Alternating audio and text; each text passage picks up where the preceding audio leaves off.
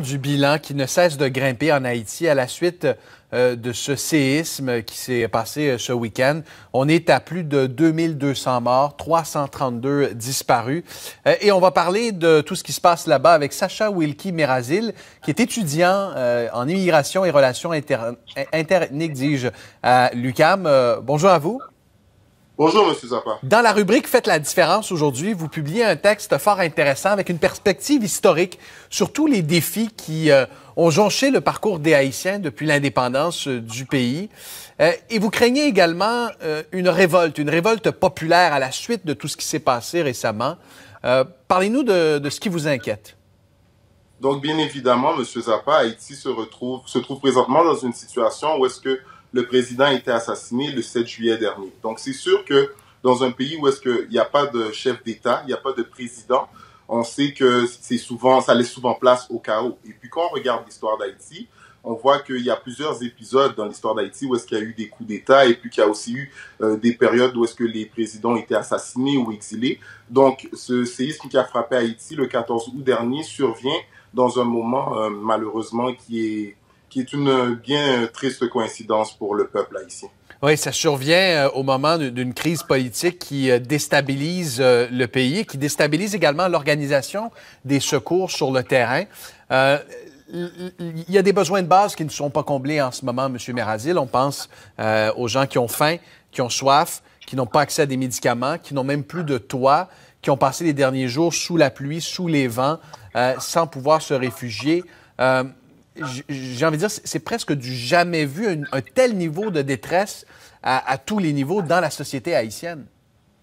Donc, c'est sûr que le peuple haïtien, comme je l'ai écrit dans ma lettre, dis-je bien, dans Faites la différence, c'est sûr que le peuple haïtien a déjà vécu des périodes très tristes dans son histoire, mais avec les conditions actuelles, je pense que le peuple sera très résilient et puis c'est sûr qu'avec l'aide internationale qui s'organise, que les Haïtiens et Haïtiennes prochainement recevront des médicaments et puis d'autres produits de première nécessité, des produits de base. Mais le plus important, M. Zappa, selon moi, c'est de voir comment est-ce qu'on peut coordonner l'aide étant donné le chaos que je qualifierais de quasi habituel en Haïti parce que comme vous le savez, tantôt je l'ai mentionné, le président haïtien a été assassiné en sa demeure et puis mais à cet égard, M. Mérazil, lorsque vous parlez de solidarité et d'aide internationale, les Haïtiens qui sont sur l'île d'Hispaniola, donc qui sont sur place, sont quand même chanceux de pouvoir compter sur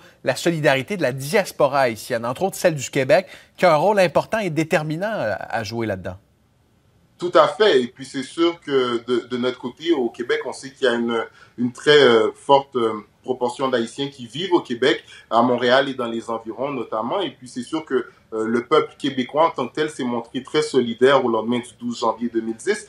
Donc, dans les jours à venir, j'imagine qu'on va revoir cet élan de solidarité qui unit le Québec et Haïti. Parce que, comme vous le savez, on est présentement dans une situation inhabituelle en Haïti, mais les Haïtiens, malheureusement, se trouvent à être dans l'épicentre de tous les maux, comme je l'ai dit dans ma lettre publiée dans votre quotidien. Dans Faites la différence, dis bien. Et puis, on voit aussi que les Haïtiens ont cette force. Ils font beaucoup avec peu.